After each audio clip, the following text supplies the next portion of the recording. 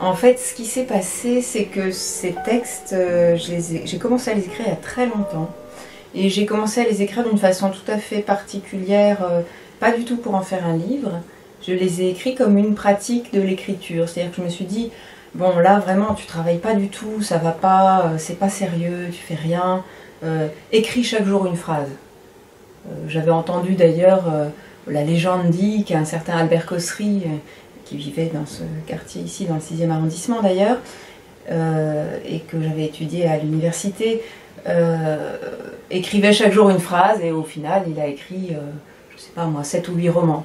Donc je me suis dit, bon, allons-y, chaque jour une phrase, comme une pratique, comme quelque chose qui va, comme si on faisait un peu, par exemple, de la musculation chaque jour. Sauf qu'à la fin, ça donne des textes. Et je me suis rendu compte que, par ailleurs, j'avais le projet d'écrire un livre sur une sorte de société d'artistes, enfin sur un groupe d'artistes. Et je me suis rendu compte que ce que je cherchais à écrire était déjà là-dedans. Alors évidemment, après, ça a été énormément retravaillé. En fait, ça suffit pas d'écrire une phrase chaque jour. Il y a un moment où il faut travailler un peu plus. Chaque jour une phrase, et c'est finalement le dernier texte qui s'appelle L'auteur raconte ça. Enfin, voilà, j'ai un peu dévoilé. C'est pas un gros suspense. Il s'agit de 10 artistes, oui, 10 personnes qui peuvent se dire artistes, sachant qu'on ne sait jamais vraiment qu'est-ce que c'est qu'être artiste. Est-ce que c'est gagner sa vie en tant qu'artiste? Est-ce que c'est produire des œuvres d'art? Est-ce que c'est... Bon, voilà. La question reste entière d'ailleurs, elle n'est pas tranchée dans le livre. Et au secret de chacun, je l'entends un peu comme... en fait, un peu comme on pourrait dire au café du coin ou quelque chose comme ça, vous voyez, une espèce de... Ce serait comme un lieu en fait, le secret. Un lieu, mais qui n'a pas vraiment de lieu physique, mais comme si c'était un lieu de chacun, et peut-être un lieu qui peut communiquer, que les secrets des uns et des autres, donc de ces 10 artistes par exemple, communiquent les uns avec les autres comme par des labyrinthes secrets, un peu souterrains, voilà. Et c'est pour ça d'ailleurs que dans la toute petite préface, enfin le petit texte d'introduction, je suggère que ces artistes, ces 10 artistes, forment une société secrète, c'est-à-dire une société tellement secrète que même eux et elles ne savent pas qu'ils en font partie. C'est des moments de la vie. D'ailleurs qu'on pourrait résumer en disant quelqu'un a une idée, ou quelqu'un a un problème. Et souvent dans chaque texte, quelqu'un a un problème et une idée. Pour moi, il y avait comme une sorte d'agrégation de choses, comme un faisceau de problèmes ou d'idées dont j'avais envie de parler, ou de sensations. Je voyais bien qu'ils étaient regroupés, mais je ne voyais pas vraiment sous quel nom d'artiste. Est-ce que ça allait être un brodeur? Est-ce que ça allait être un peintre? Il n'y a pas de peintre d'ailleurs, je crois. Est-ce que ça allait être une cinéaste? Le brodeur, c'est parce que j'aime beaucoup la broderie. Et qu'il me semblait intéressant d'avoir quelqu'un qui fait ce genre de métier. Oui, la cinéaste, elle vit dans un EHPAD, enfin une maison de retraite. Donc elle est quand même relativement vers la fin de sa vie. Mais elle décide quand même de tourner un film. J'ai eu envie de faire ce texte en voyant un danseur de butoh qui s'appelle Tanaka Mine, qui était assez âgé déjà, c'était il y a quelques années. Il était assez âgé, il dansait dans un musée, il faisait des choses tellement bizarres. Je me disais, mais si je savais pas que c'est Tanaka Mine, danseur de butoh, mais je penserais qu'il est bon, c'est un petit vieux un peu fou, quoi. Et alors je me suis dit, tiens, ce serait intéressant d'écrire un texte sur en fait, une espèce de remake des Idiots de Lars von Trier, mais avec des vieux dans une maison de retraite. Donc des vieux qui jouent à être encore plus fous que ce qu'ils sont.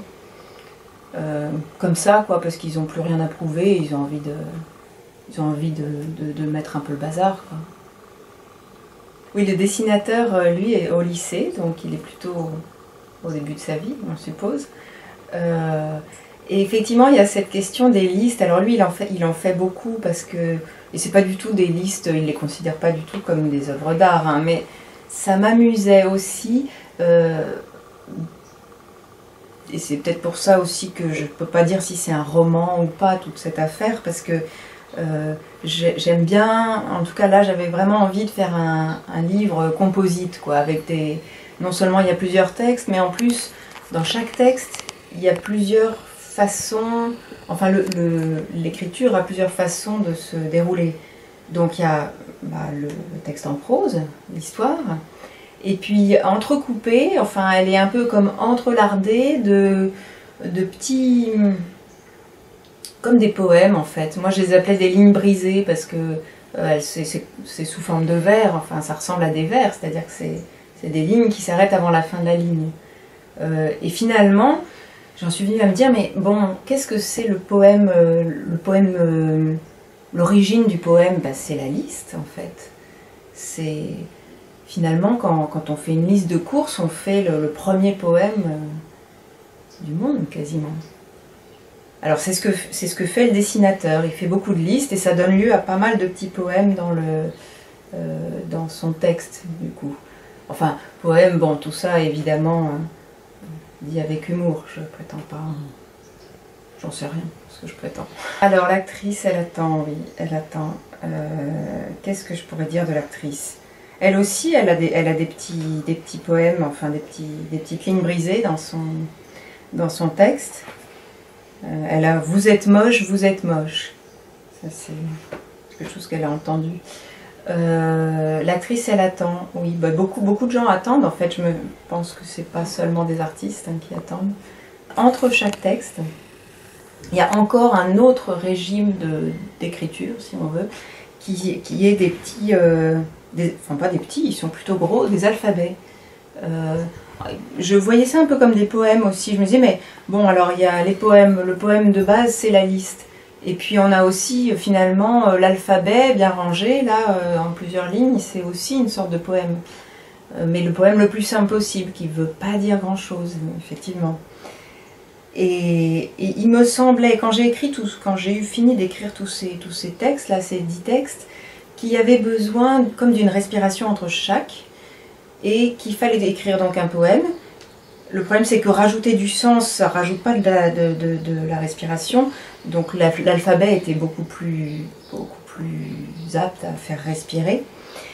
Et je les imagine un petit peu comme c'est comme si les textes étaient des vertèbres, et puis entre chaque vertèbre, vous savez, on a un disque intervertébral, une espèce de petit coussin qui amortit le choc entre les vertèbres, et qui les relie, et puis qui à la fois les sépare.